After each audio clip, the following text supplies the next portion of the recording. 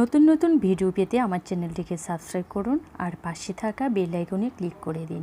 তাহলে যখনই নতুন কোনো ভিডিও আপলোড দেব সবার আগে পৌঁছে যাবে আপনাদের কাছে। হাই ফ্রেন্ড, একাস কুকিংয়ে তোমাদের সবাইকে স্বাগত। আজ আমি তৈরি করব ফুচকা। আর এই ফুচকাটা সবাই তৈরি করতে পারে, তাও আমি একবার ঠিক দোকানে যেভাবে তৈরি করে, রাস্তার ধারে দোকানের পাশে যেভাবে ফুচকা তৈরি করে আমি ঠিক সেভাবে তোমাদের তৈরি করে দেখাচ্ছি। তো ওই ফুচকা তৈরি করার জন্য আমি এই বাটি দিয়ে নিয়েছি 1.5 বাটি আটা আর হাফ বাটি নিয়েছি সুজি। আর সুজিটাকে আমি একটু মিক্সার গ্রাইন্ডারে পাউডার করে নিয়েছি আর দিয়েছি নুন পরিমাণ মতো। আর এটা আমি সংরক্ষণ করা সহ তোমাদের পদ্ধতিটা বলে দেবো কিভাবে তোমরা এক সপ্তাহের জন্য ফুচকাটা সংরক্ষণ করে রেখে দিতে পারবে। এবার নুনটা মিশিয়ে আমি সামান্য জল দিয়ে অল্প অল্প করে জল দিয়ে একটা ডো তৈরি করে নেব। আর জলটা কখনোই একবারে দেবে না, অল্প অল্প করে দিতে হবে। আর ডোটা অবশ্যই একটু শক্ত তৈরি করতে হবে। আমরা যে রুটির জন্য ডো তৈরি করি তার থেকে একটু শক্ত হবে ডোটা।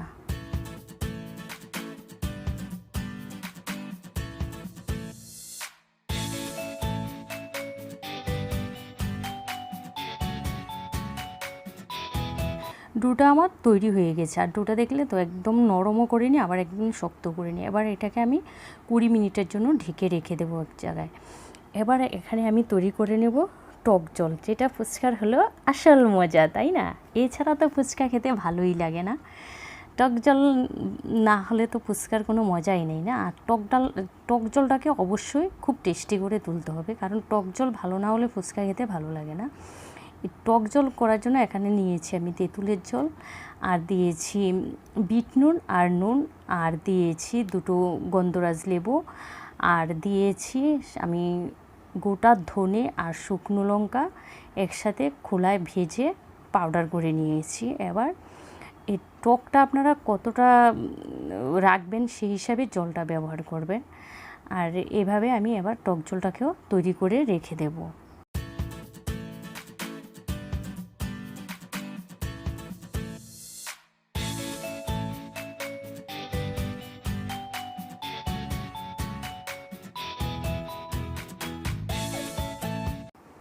এই যে টক জল আমার সম্পূর্ণ রেডি। এবার টক জলটাকেও আমি রেখে দেবো। আর ফুচকার আরেকটা হলো আলু মাখা, তাই না? তো এখানে আমি নিয়েছি সেদ্ধ করা আলুটাকে আমি হাতে ম্যাশ করে নিয়েছি।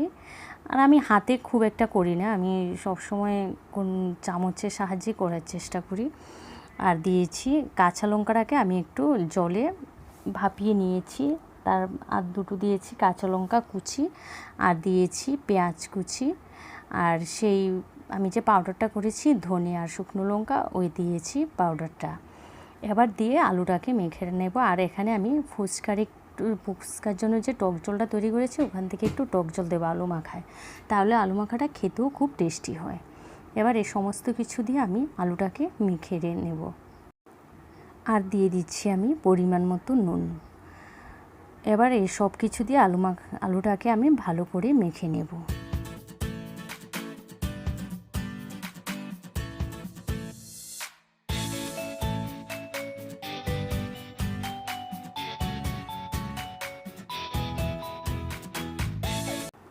আলুটা আমার সম্পূর্ণ মাখা হয়ে গেছে। এবার আলু মাখাটাকে একপাশে রেখে এবার ফুচকার ডোটা থেকে আমি এবার লিচি করে নেব ফুচকার ভাজার জন্য।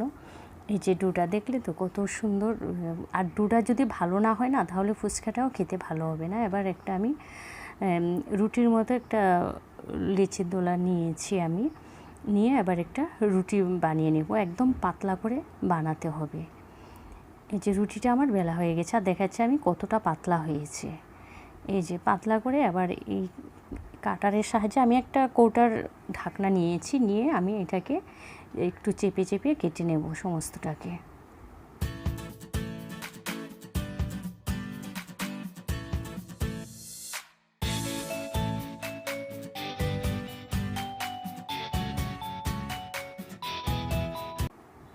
সমস্তগুলো আমি ফুচকার আকারে কেটে নিয়েছি। আবার তোমাদের তুলে দেখাচ্ছি আমি কেমন করে কেটে নিয়েছি। এই যে এই সাইজের। তারপরে আমি সবকটাকে এভাবে বেলে কেটে নেব।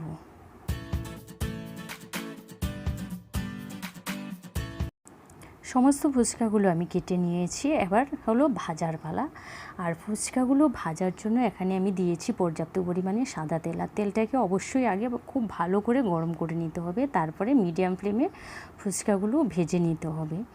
একদমই মিডিয়াম ফ্লেমে দিয়ে একটু সময় ধরে ভেজে নিতে হবে। আর দেখেছো আমার ফুচকাগুলো খুব সুন্দর ফুলে উঠেছে। তোমরা যদি আটা আর সুজির পরিমাণটা ঠিক মতো রাখো আর ডোটা যদি ঠিকভাবে তৈরি করো, তাহলে ফুচকাগুলো এভাবেই ফুলে উঠবে।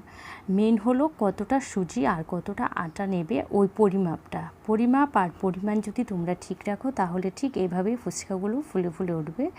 এবার এইভাবে আমি সমস্ত ফুচকাগুলো ভেজে নেব।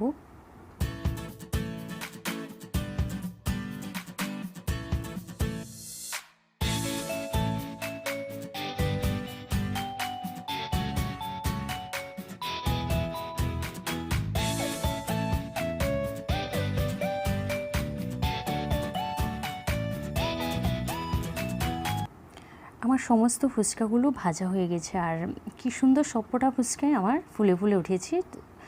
অল্প কয়েকটা ফুলেনি, আর বাকি সমস্ত ফুচকাগুলো আমার ফুলে গেছে। তাহলে আমার এই ফুচকা রেসিপিটা যদি তোমাদের ভালো লাগে, অবশ্যই তোমরা একটা সাবস্ক্রাইব করবে, লাইক করবে, শেয়ার করবে, কমেন্ট করবে। আর দেখো আমি কতগুলো ফুচকা বানিয়েছি, আর আমার বেশ আনন্দও লাগছে। কেন বলো তো, সব কটা ফুচকাই আমার ফুলেছে।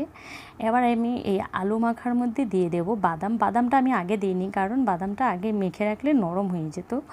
আর দিয়েছি কয়েকটা ফুচকা গুঁড়ো করে, যে ফুচকাগুলো ফুলেনি সেগুলো আমি এখানে একটু গুঁড়ো করে দিয়েছি। এই যে কয়েকটা আমার ফুলেনি, তো সেগুলোই আমি এখানে গুঁড়ো করে দিয়ে দিচ্ছি, তাহলে আলু মাখাটা খেতেও খুব টেস্টি হয়। আর এই কাজটা বাদামটা অবশ্যই পরে দিতে হবে। এই যে ফুচকাগুলোকে আমি সাজিয়ে নিয়েছি, এখানে দিয়ে দিয়েছি আমি ফুচকার মধ্যে আলু মাখা, আর দিয়েছি এখানে ভুজিয়া, ওই দিয়ে আমি একটু পরিবেশন করে দেখালাম, খেতেও খুব টেস্টি হয়। আমার এই রেসিপিটা ভালো লাগলে অবশ্যই লাইক, শেয়ার আর কমেন্ট করবে। ভালো থাকো, সুস্থ থাকো, টাটা। আমার আর তর সইছে না, আমি কখন গিয়ে খাবো।